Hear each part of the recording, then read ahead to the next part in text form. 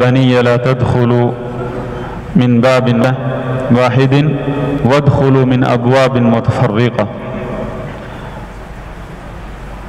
کہ اے میرے بیٹو، جب ان کو بھیجا مصر اناج لینے کے لیے، ایک ہی دروازے سے مت داخل ہونا، مختلف دروازے ہیں شہر کے، تو بکھر کے مختلف دروازوں سے داخل ہونا۔ وَمَا أُغْنِي عَنْكُم مِّنَ اللَّهِ مِن شَيْءٍ، لیکن اللہ کے معاملے میں معمولی سا بھی تمہارا کچھ نہیں کر سکتا۔ ان الحکم الا للہ، اللہ ہی کا حکم چلتا ہے، اسی کا فیصلہ نافذ ہوتا ہے۔ علیہ توکلت وعلیہ فلیتوکل المتوکلون، میں نے اسی پر توکل کیا ہے اور اسی پر توکل کرنے والے توکل کرتے ہیں۔ توکل عبادت ہے، دل کا عمل ہے، توحید ہے۔ تو بعض سلف کی تفسیر ہے اس آیت میں کہ انما اراد یعقوب علیہ السلام من بنیہ ذلک لأنه خشی علیہم ان یصیبہم الناس بعیونہم، کہ یعقوب علیہ السلام کو یہ ڈر تھا کہ کہیں لوگوں کی نظر بد نہ لگ جائے، کیونکہ یعقوب علیہ السلام کے بیٹے خوبصورت اور حسین و جمال تھے، حسن و جمال کے پیکر تھے، نبی کے بیٹے تھے، دور سے پتہ چلتا تھا کہ کوئی نوجوان آ رہے ہیں۔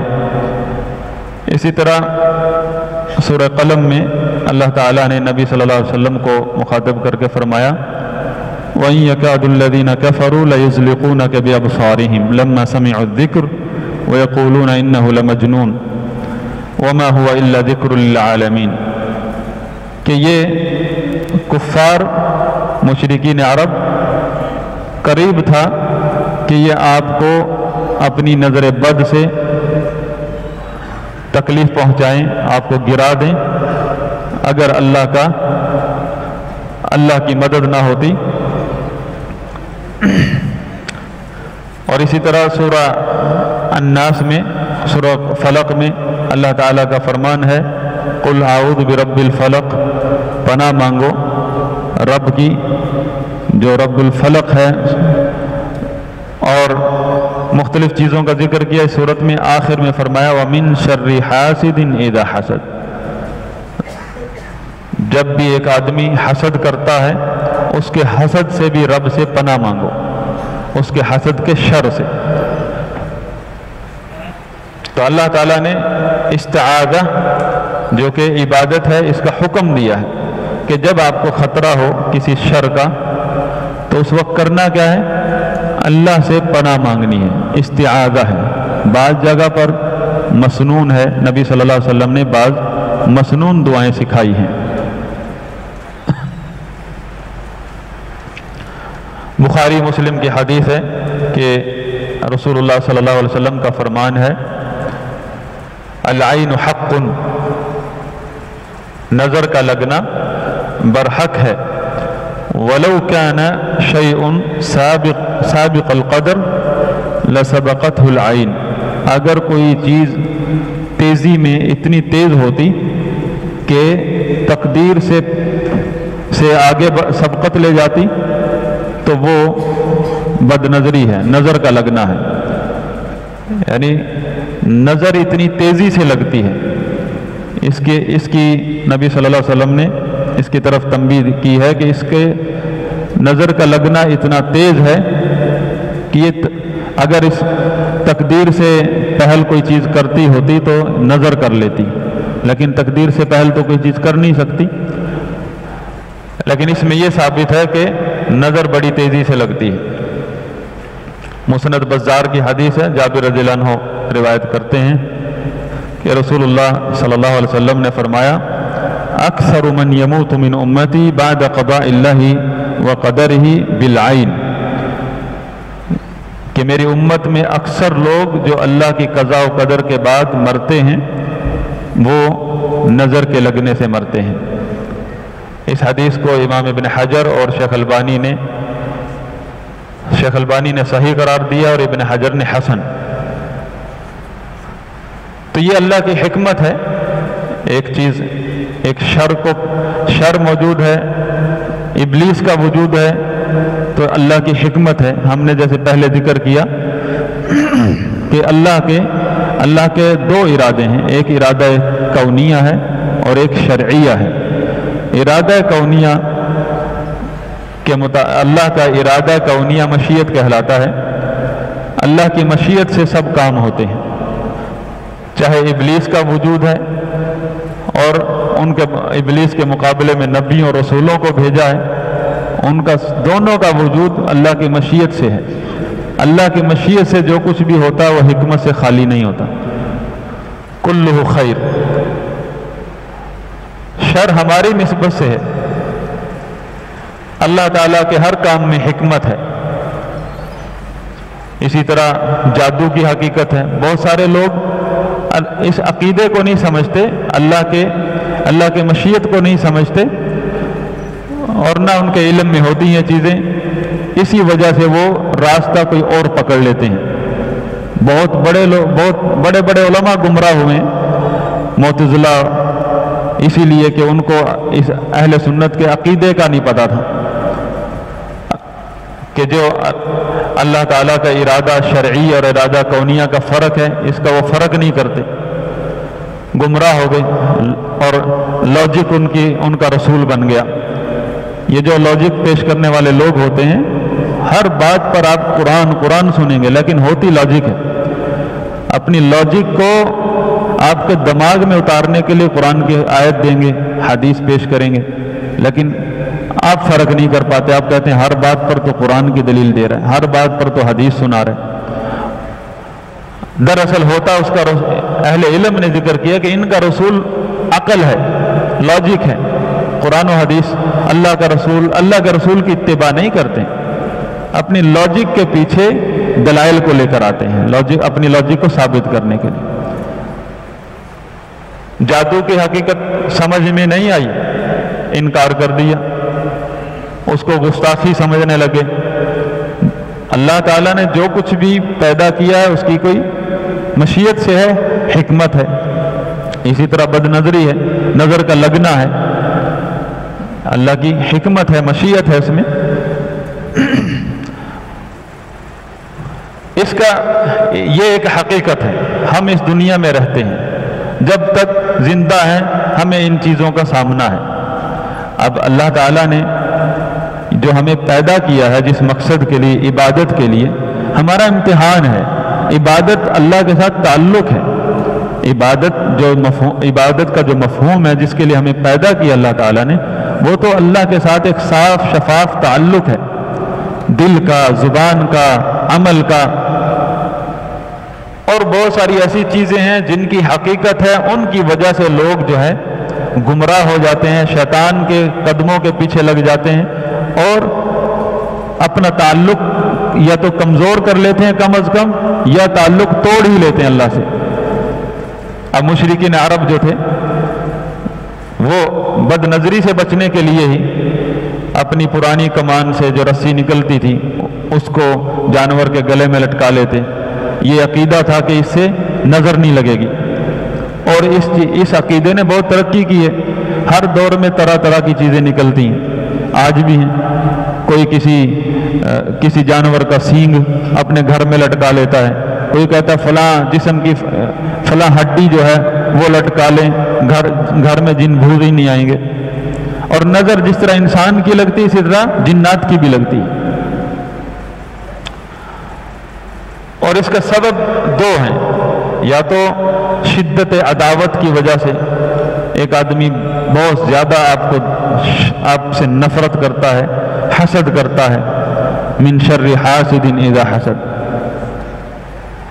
یا پھر ایک چیز کو آپ کو اچھی لگی، بہت پسند ہوئی، اس وقت نظر لگتی ہے. یہ بخاری شریف کی حدیث ہے کہ ابن عباس رضی اللہ عنہما روایت کرتے ہیں کہ رسول اللہ صلی اللہ علیہ وسلم حسن حسین کو کان یعوذ الحسن والحسین، کہ حسن حسین کو تعویذ دیا کرتے تھے.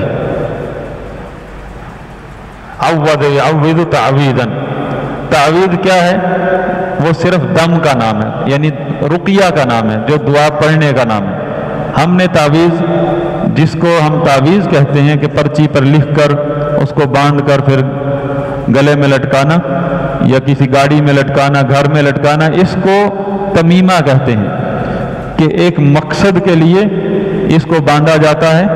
اللہ کے نبی نے ایسے لوگوں کے لیے بد دعا دی، لا اتم اللہ لہ، ان کی مراد ہی پوری نہ کرے اللہ، جس مراد کے لیے انہوں نے تعویذ بنایا وہ مراد ہی پوری نہ ہو۔ کس نے بد دعا دی ہے؟ اللہ کے رسول صلی اللہ علیہ وسلم نے۔ تعویذ جو ہے وہ دعا، وہ رقیہ جس میں اعوذ اعیذ یہ لفظ آتے ہیں، اللہ میں تیری پناہ چاہتا ہوں، یا میں اپنے ان بچوں کو تیری پناہ میں دیتا ہوں۔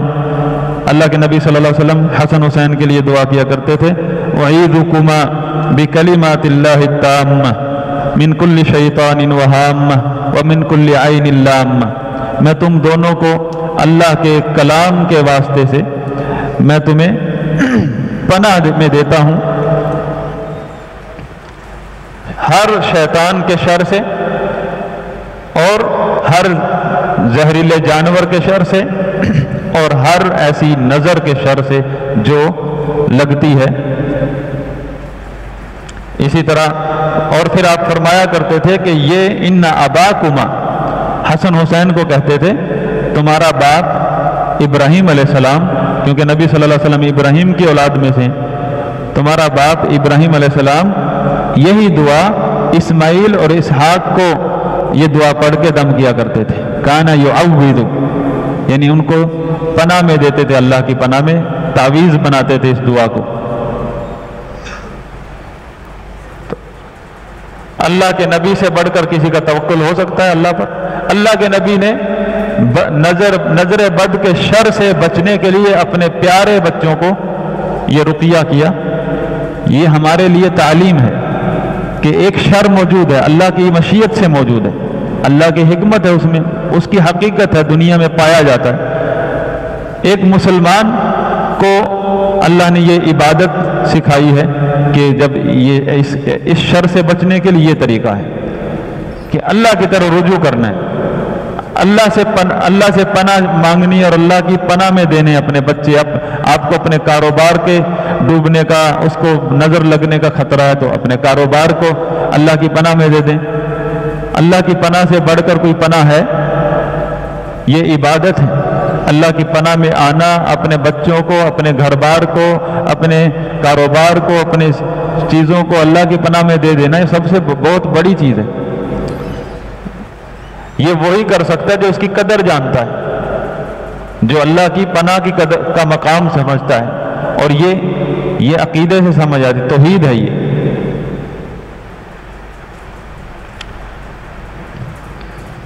اور ایک اور اس کا طریقہ ہے، اہل علم ذکر کرتے ہیں کہ اپنے بچے کو نظر لگنے کا خطرہ ہے یا جس چیز کا بھی، اس کی خوبصورتی کو، اس کی تشہیر مت کرو۔ اب کیا کرتے ہیں، موبائل لیا، سیلفی لی اپنے بچے کی، اپنے پیارے پیارے بچوں کی تصویر لگا دی، کسی شیطان خبیث النفس شخص کو اس کے نظر کے شر سے آپ نے اپنے بچے کو اس کے حوالے کر دیا۔ سیدنا عثمان رضی اللہ عنہ نے ایک خوبصورت بچہ دیکھا تو فرمایا دس سیمونونتہ، اس کی جو یہ تھوڑی ہے، یہاں جو ایک گہرائی ہوتی ہے، اس کو کالا کر دو، لِكَيْ لَا تُصِيبَهُ الْعَيْنُ، کہ اس کو کوئی نظر بد نہ لگے۔ خوبصورتی کا تشہیر کرنا، اس سے نظر بد جو ہے کسی کے لگ سکتی ہے، تو اس کا ایک علاج یہ ہے کہ آپ اس کو تشہیر مت کریں۔ اور ایک اور طریقہ بھی ہے کہ جب بھی آپ کوئی چیز دیکھیں خوبصورت، اپنے بچہ اچھا لگے، اپنی گاڑی اچھی لگے، کاروبار سے خوشی ہو، یا اپنے بھائی کا، تو برکت کی دعا دیں تاکہ نظر نہ لگے، برکت کی دعا دے دیں۔ اللہ کے نبی صلی اللہ علیہ وسلم کی حدیث ہے، امام مالک اور امام ابن ماجہ نے روایت کی ہے کہ علی ما یقتل احدکم اخاہ، کس بنا پر تم اپنے کسی بھائی کو قتل کر دیتے ہو. اذا رأى احدکم من اخیہ ما یعجبہ فلیدع لہ بالبرکہ، جب تم اپنے بھائی کو کی کوئی چیز دیکھو جو تمہیں پسند آئے، اچھی لگے، تو اس کے لیے دعا کر دو برکت کی، تاکہ اس کو نظر نہ لگے. امام ابن کثیر رحمہ اللہ فرماتے ہیں کہ بعض سلف کا یہ موقف ہے کہ جب بھی کوئی چیز آپ کو اچھی لگے، اس کی حالت یا کسی کا مال یا کسی کا بیٹا بچہ اولاد، تو کہو ماشاء اللہ ولا قوت الا باللہ. یہ انہوں نے جن علماء کا استدلال ہے، انہوں نے سورہ کہف کی آیت سے استدلال لیا ہے کہ وَلَوْلَا إِذْ دَخَلْتَ جَنَّتَكَ قُلْتَ مَا شَاءَ اللَّهُ لَا قُوَّةَ إِلَّا بِاللَّهِ. تو کہو ماشاء اللہ لا قوت الا باللہ. ماشاء اللہ یہ سب اللہ ہی کی مشیت ہے، یعنی جو اچھی چیز ہے وہ بھی اللہ کی مشیت سے ہے، جو بری چیز آپ کو لگ رہی وہ بھی اللہ کی مشیت سے ہے. لا قوت الا باللہ. اور کسی بھی چیز سے بچنے کے لیے، کسی شر سے بچنے کی طاقت بھی اللہ کے علاوہ کوئی نہیں ہے، اور کسی خوبصورتی یا کوئی فائدے کے حاصل کرنے کی طاقت بھی اللہ کے علاوہ کوئی نہیں دیتا. اور اس میں شرعی رقیہ بھی ہے، سورہ فاتحہ ہے، آیت الکرسی ہے، معوذتین ہے یہ. اور اسی طرح نبی صلی اللہ علیہ وسلم پر رقیہ کیا جبریل علیہ السلام نے، بسم اللہ ارقیک من کل شیء یؤذیک، اللہ کے نام سے میں آپ کو رقیہ کرتا ہوں ہر اس چیز سے کہ شر سے جو آپ کو تکلیف دیتی ہو. من شر کل نفس وعین، ہر جان کے، ہر نفس کے شر سے، ہر آنکھ کے شر سے. من وعین حاسد، حسد کرنے والی آنکھ. اللہ یشفیک بسم اللہ یرقیک، اللہ تجھے شفا دے، اللہ کے نام سے میں تجھے رقیہ کرتا ہوں، دم کرتا ہوں. یہ جبریل علیہ السلام نے نبی علیہ السلام کو رقیہ کیا.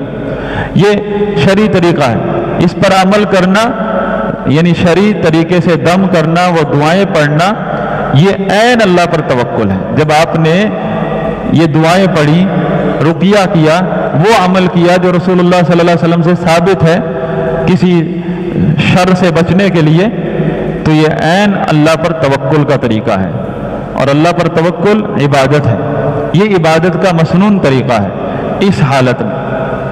لیکن مشرکین اور گمراہ لوگ ایسے حالات میں گمراہ ہوتے ہیں. یعنی یہ حقیقت ہے، شر ہے، ایک شر موجود ہے آپ کے ارد گرد.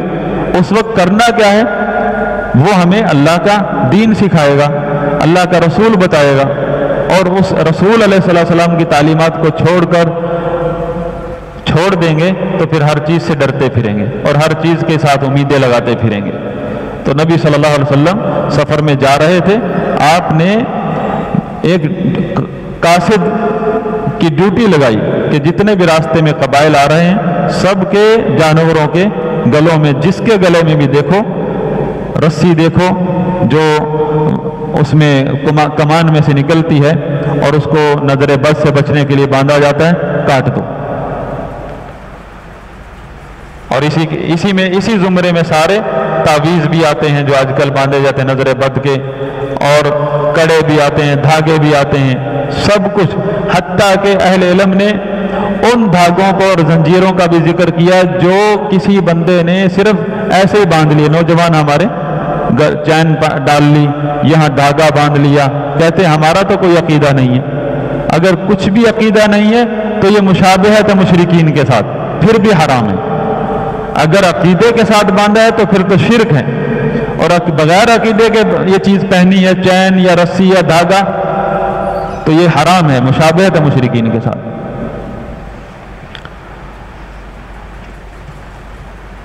تو نبی صلی اللہ علیہ وسلم نے اس قسم کی سب چیزیں کٹوا دی. اب تعویذوں کے بارے میں ایک رائے آئی، آپ نے سنی ہوگی، کہ کہتے ہیں کہ اب اس تعویذ کا کیا کرے جو قرآن کا لکھا ہوا ہو یا اسماء و صفات لکھی ہوں، اللہ کے نام لکھے ہوئے ہیں بیچ میں، وہ تعویذ ہوتے ہیں، وہ تو قرآن لکھا ہوا ہے. सैयदना अब्दुल्लाह बिन मसूद रज़ियल्लाहु अन्हु उस तावीज़ को भी जिस पर कुरान चाहे लिखा हुआ है, कुरान का तावीज़ बनाया हुआ, चाहे अल्लाह के नामों से तावीज़ बनाया, लिख कर लटकाया गया है, उसको भी उसी तावीज़ की तरह हराम समझते हैं जिस तरह दौरे जाहिलियत के तावीज़ हराम है। कुछ लोगों ने कहा कि बाद सहाबा से साबित है तावीज़, ये सिर्फ उड़ी उड़ाई बात है, किसी सहाबी से साबित नहीं है कुरान वाला तावीज़, ना अस्मा व सिफात वाला तावीज़। अब्दुल्ला बिन अमर बिन आस रज़ियल्लाहु अन्हु से की तरफ निस्बत की जाती है। अगर वो निस्बत सही हो तो उसका मतलब यह है कि अपने बच्चों के लिए ये दुआएं लिख कर लटका दिया करते थे ताकि वो याद करें, उनको याद करवाने के लिए लटकाते थे ताकि ये याद करें, तावीज़ के तौर पर नहीं लटकाते थे। लिहाजा चाहे वो कुरान लिखा हुआ तावीज़ हो या कोई दौरे जाहिलियत वाला शिरकिया तावीज़ हो, और हमारे यहाँ जो तावीज़ पाए जाते हैं अक्सर उनमें ऐसे शयातीन के नाम लिखे हुए हैं, और इन तावीज़ गंडों वाले अक्सर जादूगर होते हैं। देखने में वो कारी साहब नज़र आते हैं, हजरत साहब नज़र आते हैं, अक्सर जादूगर होते हैं, और जादूगर का अमल बगैर कुफर किए वो जारी होता ही नहीं है। मसलन कम अज कम कुछ भी ना करे ना वो, तो कम अज कम वो तावीज़ जो आपको लिख कर दिया कुरान की आयत से, उस दवात में ज़रूर पेशाब या कोई नजस चीज़ मिलाएगा, फिर वो लिख कर देगा। शैतान खुश होगा जिसके साथ उसकी कमिटमेंट है शयातीनुल इंस, जिन के साथ। ये शयातीन इंस और जिन मिलकर लोगों को गुमराह करते दिखाते हैं कुरान है और कर रहे होते हैं कुफर। इस तरह के बहुत सारे वाक़यात साबित हैं। सऊदी अरब के अंदर जो अमर बिल मारूफ नही अनिल मुनकर का जो शोबा है, उन्होंने बहुत सारे पकड़े और लाइव चैनल पर दिखाए हैं उनके करतूत, कि कैसे वो तावीज़ लिखते हैं कुरान के और कैसे वो नजासत और कुफर करते हैं। कुफर लाजमी है ऐसे लोगों के लिए करना, कुफर नहीं करेंगे तो शयातीन वो जिन्नात इनको तंग करेंगे। अल्लाह से दुआ है कि अल्लाह ताला हमें तौहीद पर कायम रहने की तौफीक अता फरमाए।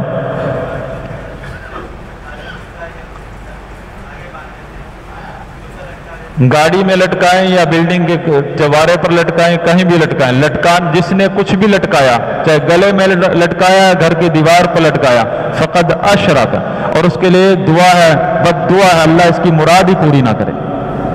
कुछ भी कहीं भी लटकाए, सिर्फ दम है, दुआ है, सिर्फ दुआ पढ़ें, दम करें। सुब्हानक अल्लाहुम्मा व बिहम्दिका अशहदु अल्ला इलाहा इल्ला अंत।